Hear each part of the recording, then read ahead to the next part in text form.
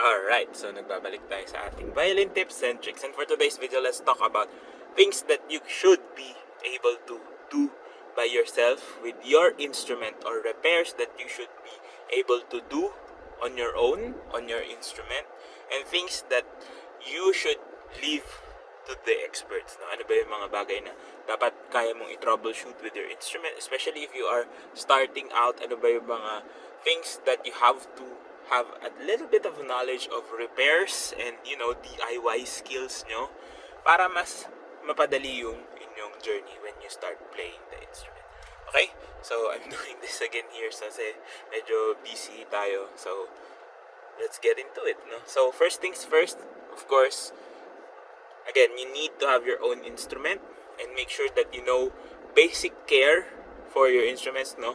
Marunong tayong mag-wipe and clean the instrument after every use, proper storage where you need to store them, and proper way of just holding the instrument in putting it in storage, yun nga, or where you actually leave it pag dinadala mo siya, proper transport, those things, no? Hindi na natin i-cover yun. Maybe we'll do it on a different video, and I think meron na rin akong mga videos on that, no? So yun, first things first that you have to have an idea of how to do is, of course, tune your instrument. Syempre, sa una, hindi ka pa marunong, especially if your students are kids, no, medyo mahirap pang magtono kasi you have to also dress your ears. But of course, if you have a tuner, no, may mga tuner apps that we can download on our phones to use to tune our instruments, no, and of course, the proper movement of the pegs, proper movement of the fine tuners, no, yung mga simpleng bagay na yun. Do you turn left or right, yung mga fine tuners? Do you move it up or down yung pegs, no? Those types of things, no?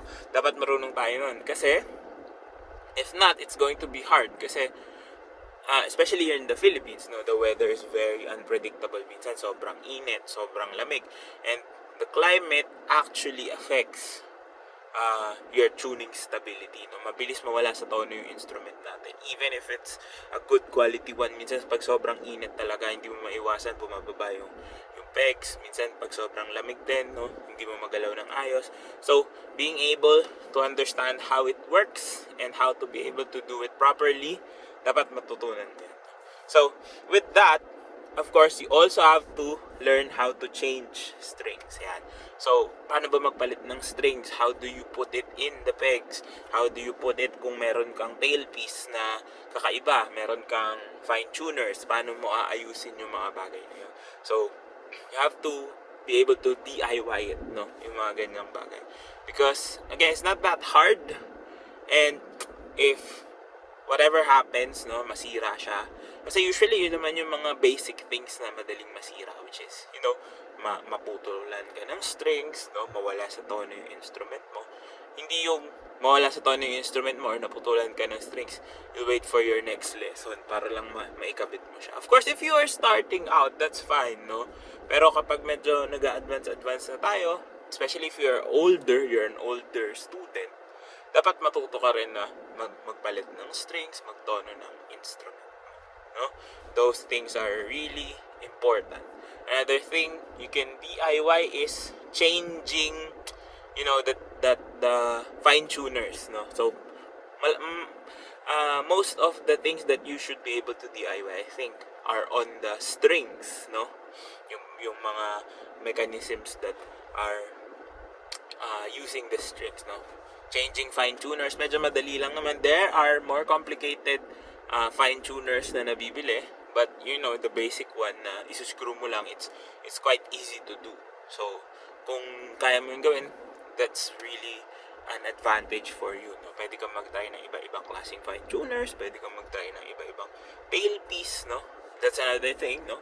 Going down the instrument is also, I think, changing tailpiece, no? Kasi kung natatanggal mo yung strings, that's fine. Changing a tailpiece is quite easy, no? I'm not talking about changing the tail gut, kasi yung tail gut naman, usually may tamang sukat or tamang tension and length that you have to have for it. So kung natatanggal siya, pwede mong pagpalit-palitin if the tail gut is properly set up, no? no? So yung iba gumagamit ng Kevlar, no? The knots that you use, pwede mo rin sigurong may DIY yun or magpatulong ka sa luthier or sa friend mo na marunong, no? That's fine, but it's not going to be a requirement for me, personally. Okay, so yun, changing tailpiece, changing, yun nga, strings, those things. Now, let's go to the bridge. So the bridge, no, if you are not really used to, sculpting, wala kang background sa pag-sculpt ng mga wood, or you don't really have an idea of how it works, wag mo na lang muna pakialaman, diba? So that's fine. Have it sculpted, your bridge sculpted by a professional, but you should be able to line it up properly on your instrument. Okay? Kasi, of course, kung nagpapalit ka ng strings, may tendency na bumagsak yung bridge mo, or may tendency that it might be out of position na nakaka-apekto yun. Malaking factor yung bridge placement, and also the angle at which your bridge is. Dapat lagi siyang straight, no? So, make sure that your alignment of your bridge, in relation to the body, no? For example, and of course, yun nga, kung straight pa ba siya, kung tumatabingi na, nagka-curve na, or whatever, you should be able to move it and align it properly. It's not that hard. The violin has this guides built in, no? So yung F-holes natin makakatulong kung paano yan i-line up. And yun nga, kasi yung mga bagay na to, no, I think hindi na natin dapat ginagamit na reason na hindi ako makapag-practice kasi nawala sa alignment yung bridge ko, no? So those types of things, no, you should be able to do it, no, of course as time goes on. Of course, pag super beginner ka, first lessons mo pa lang, wag mo munang isipin yan. Pero when you are growing into your instrument, you have to be able to at least do it yourself, no, on the violin, no? So aside from that, I don't think there's a lot more.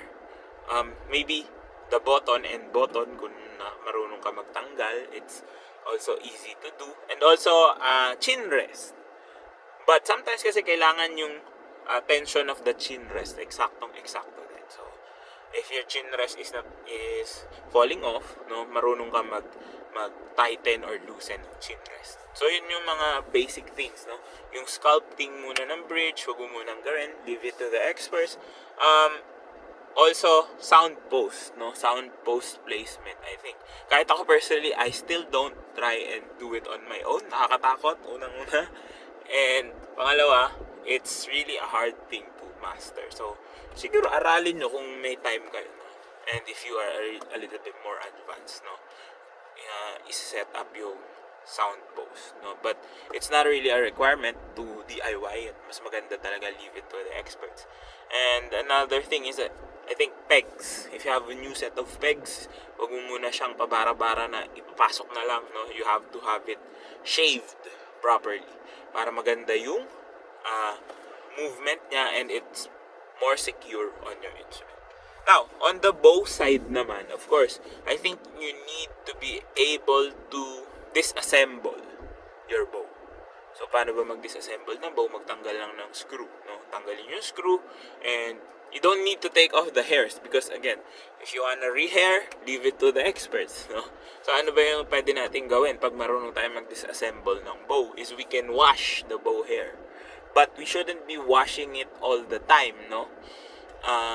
What do I mean by that? Wag natin siyang laging lilinisin because, again, rosin is needed for it to actually work. So, pag linis ka ng linis ng bow, no, bow hair, lagay ka ng lagay ng rosin, maubos yung rosin mo, no? So, if it's the rosin buildup is really, clumped up, that's the time you have to wash your bow. So, it's not really a requirement, pero kung nagtitipid ka, no, and hindi pa naman siya due for rehair, pwede mo naman gawin doon, no? Pwede mong linisan yung bow with soapy water, no? And what else for the bow? I don't think wala na masyado. Maybe kung natatanggal yung pads, nadali naman yata magpalit ng leather pads. If you have the resources and materials for it, then go do it, no? But aside from that, everything else, even I think polishing, no, your instrument, you should leave it to the experts kasi Sometimes may mga nabibiling polish, no? Akala natin ilalagay lang tapos pupunasan natin. Sometimes it really does more damage, especially if we really don't know what we are doing. So, yun yung mga bagay na pwede mong gawin, no? Don't try to experiment on expensive instruments, of course. Kung bago ka pa lang, try mo muna doon sa mas mumurahin mong instrument if you have one. Or, kung gusto mong mag-testing, no? Magpalit-palit. Don't try it on expensive strings, no? Kung bago ka pa lang nagtotono, dahan-dahan lang, no? So, everyone who is going to be using that instrument, dapat matutunan nyo yung mga simple tasks na yan. It's not going to be the teacher's job forever na lagi na lang siya magtotono ng instrument ko. Diba? We have to also do our part in order for us to progress and grow in learning the instrument. Ayan. So, sana nakatulong tong video na to. If it did, please do drop a like, comment down below more content you'd like to see, and of course, subscribe to my YouTube channel. Follow me on all my socials, all the links you need down in the description box below. This has been Ryan Monakil for Violin Tips and Tricks, and I'll see you on the next video.